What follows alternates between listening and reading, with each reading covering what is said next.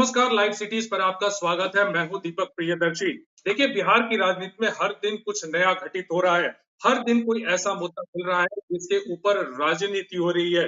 पिछले कुछ समय से लगातार जब नीतीश कुमार पब्लिक फोरम पर बात कर रहे हैं, तो बात करते करते अपनी सरकार की उपलब्धियां वो बता रहे हैं। जब भी वो बात कर रहे हैं तो वो इस बात को जिक्र जरूर कर रहे हैं कि 2005 के बाद उन्होंने बिहार की तस्वीर कैसे बदल दी। लेकिन इस बात का भी जिक्र कर रहे हैं कि 2005 से पहले बिहार क्या था, क्या माहौल था, कैसे लोग रह रहे थे, कानून व्यवस्था की स्थिति कैसी थी, किस तरह का माहौल था। लेकिन आज 2005 के बाद बिहार में क्या कुछ हुआ, वो तमाम चीजों का जिक्र वो बार बार कर रहे हैं।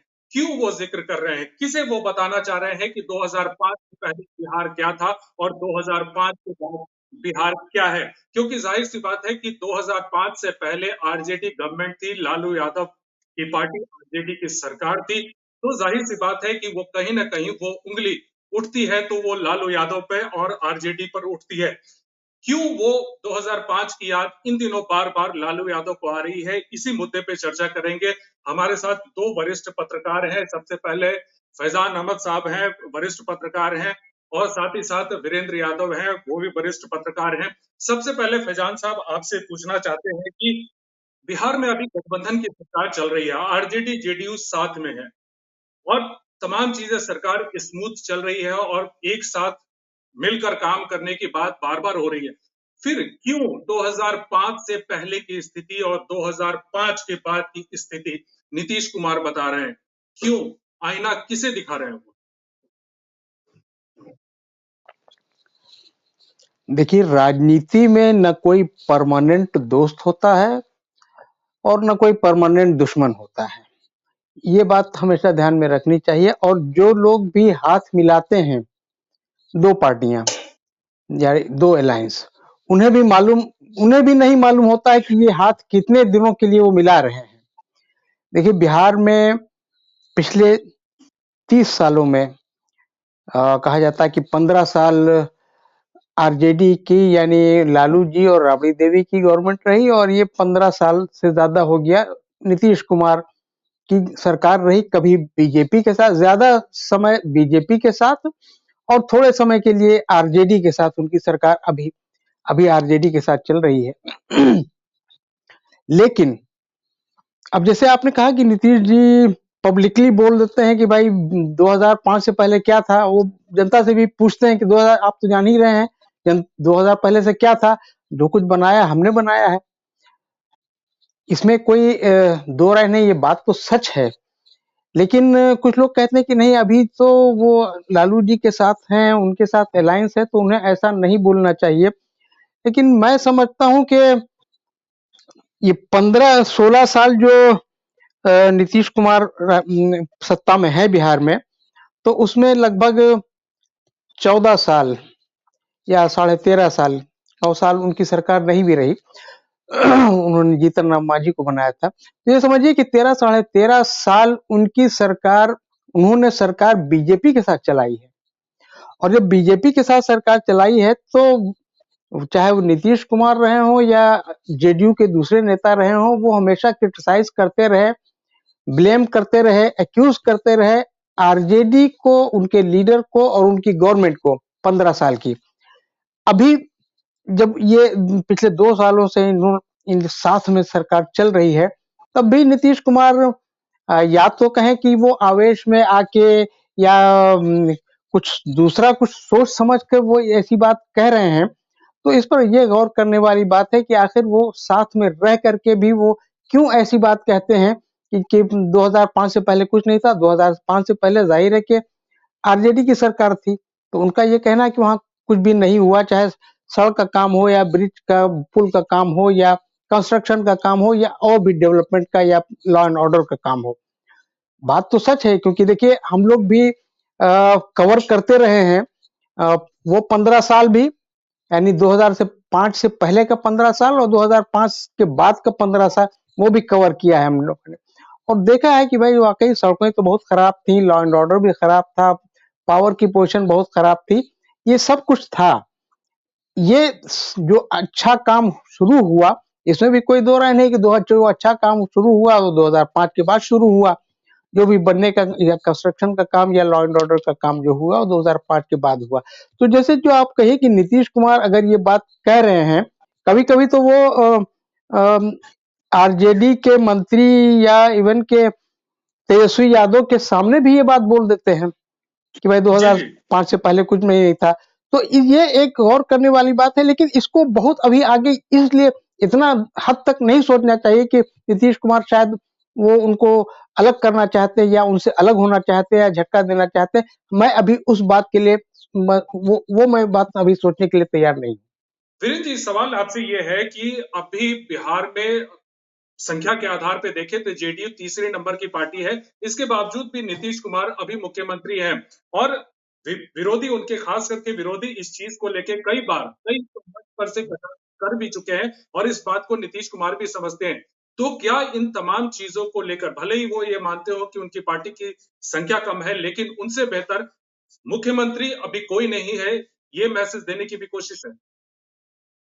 स्वाभाविक है, अगर हम सत्ता में बैठे हुए हैं, पार्टी और सत्ता में है, तो हम बताएंगे ना कि हम बेहतर हैं। तो बेहतर कैसे हैं, उसके लिए कुछ कहीं पैमाना ये 2005 के पहले सरकार जिसको नीतीश जंगराज नहीं करते, सिर्फ बोलते 2005 के पहले क्या था, 2005 के पहले क्या था, जो धारणा बनी हुई है उस धारणा को सर्वाइव कर रहे हैं नीतीश जी।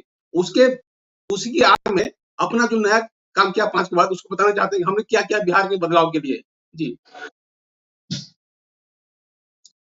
वीरेंद्र जी, कहा ये आपने कुछ देर पहले ये कहा था कि कार्यकर्ताओं को ये मैसेज देने की भी कोशिश है, लेकिन इस समय ऐसी बात क्यों? कहा यह जाता है कि नीतीश कुमार जब भी कोई बात बोलते हैं तो कोई ऐसी बात ऐसी नहीं होती जिसका कोई मतलब नहीं होता। जब तक कोई मतलब ना हो तब तक नीतीश कुमार कुछ नहीं बोलते। तो जाहिर सी बात है कि इस समय जब चुनाव का समय है, गठबंधन की बात हो रही है, इंडिया गठबंधन का पूरा अलायंस अभी वो मूर्त रूप नहीं ले पाया है। ऐसी स्थिति में फिर से 2005 का जिक्र करना कुछ न कुछ तो कहीं न कहीं तो कुछ तो बात है। कुछ नहीं, इसमें ऐसा कुछ भी नहीं है। नीतीश जी पहले कहते रहे, आज पहली बार नहीं कर रहे हैं। नीतीश जी 2005 से कहते हैं, 5 के पहले क्या था, नया कुछ नहीं है। नया सिर्फ ये कि नए समीकरण में नया जो आज घटनाक्रम बढ़ रही है तेजी से, उसमें लगता है कि नीतीश कुछ नया कर रहे हैं, छोड़ के जाने वाले हैं। ऐसा कुछ नहीं है। सिर्फ अपना जो उनका जो वोटर है, उनका जो समर्थक वोटर है, उसको मतलब जोड़े रखने के लिए, उनको मैसेज देने के लिए कि भाई हम विकास जो कर रहे थे 5 में, आज भी कर रहे हैं, आगे भी जो भी हम ही करेंगे। इसलिए आप चिंता मत कीजिए, हम हैं जहाँ पे हैं वहाँ खड़े हैं, आपके साथ खड़े हैं। इसलिए यहाँ कोई ऐसा नहीं कि डोल डाल हो रहा है, ऐसा कुछ नहीं है। नीतीश कह रहे हैं कि बस 5 के देख रहे, डराने का मतलब नहीं कोई आरजेडी डरा रहे हैं या किसी को खुश करना चाह रहे हैं। उनका जो वोटर है ना, उसको सिर्फ उसका क्या कहते हैं, मन सहला रहे हैं कि भाई देख लो हम तो विकास खातिर, बाकी के भरोसा ना हो, और जब तक हम ही तो हम ही होते साथ में। जी फैजान साहब, आपने तमाम चीजों को पिछले दिनों जिस तरह से मुख्यमंत्री का बयान देखा, आपने देखा होगा कि जब विधानसभा में भी वो जनसंख्या पर बोल रहे थे, तो उन्होंने जो एक ऐसी टिप्पणी की थी जिस पर काफी विवाद हुआ। अब जाहिर सी बात है, अब वहां पे उन्होंने एक टिप्पणी तेजस्वी यादव को लेकर भी की कि देखिए लालू जी की भी 9 बच्चे हैं।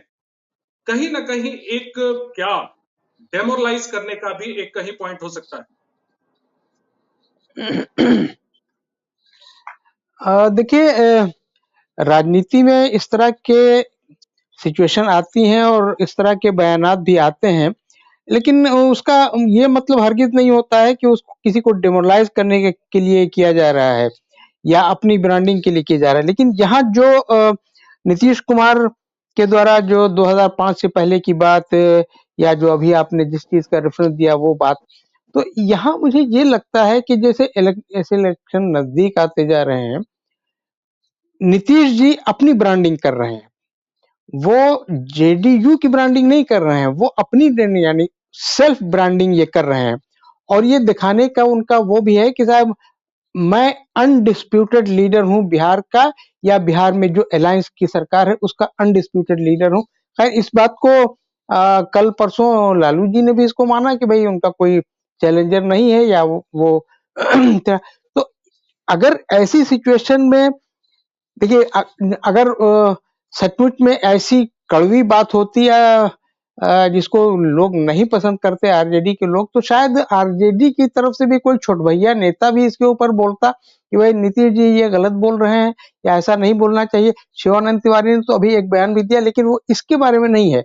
नीतीश जी को उन्होंने क्रिटिसाइज जरूर किया है, लेकिन इस मामले में कि वो 2005 से पहले के का जो रेफरेंस देने लगते हैं बार-बार, उसके पीछे उनका क्या कारण है? ये आपने सही कहा, मैं भी इस बात को मानता हूँ कि नीतीश जी हों या लालू जी हों या कोई भी पॉलिटिशियन हो, कोई भी बयान पब्लिकली अगर कोई देता है, तो उसके पीछे कुछ न कुछ पॉलिटिकल इम्प्लीकेशन होता है उसका।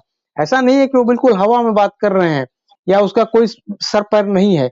ज़रूर होता है, उसका पॉलिटिकल इम्प्लीकेशन होता है और वो आगे के बारे में सोच के ये बयान देते हैं कि भाई आज जो हम बयान दे रहे हैं, कल की राजनीति में उसका क्या असर पड़ेगा। तो इसीलिए देखिए 2005 से पहले का जो बार-बार रेफरेंस आ रहा है, तो वो कहते हैं और हो सकता है कि बीजेपी वाले उसको और उठा लेते हैं कि भाई जंगल राज था, ये था, वो इसको बोलना शुरू कर देते हैं। खैर ये जी, तो जी। मतलब राजनीतिक बात हुई, लेकिन आज जो बात ये हो रही है, तो उसमें अभी तक लालू जी या तेजस्वी या उनके किसी मंत्री ने या आरजेडी किसी नेता ने इस पर कोई ऑब्जेक्शन नहीं किया है।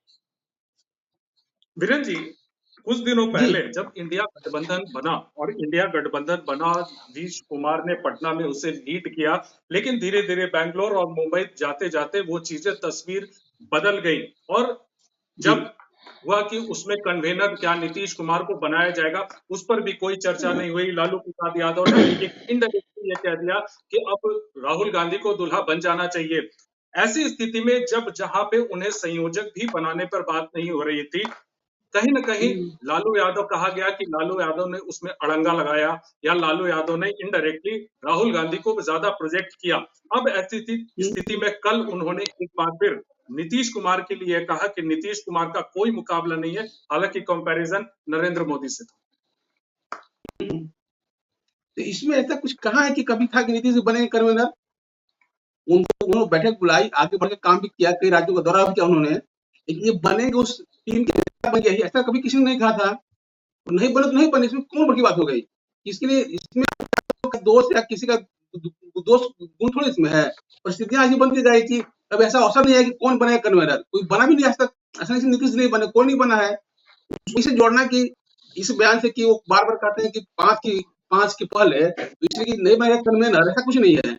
ये नीतीश जी की अपनी एक स्ट्रेटेजी है। तो हमारे जो वोटर है, जो शूट करता है वो बोलो, शूट कर रहा है बोल रहे हैं। 5 के पहले उनका वोटर सवर्णों का वोटर है, उनका सवर्ण का जो पक्ष है, उसको लालू जी के खिलाफ सुनना अच्छा लगता है।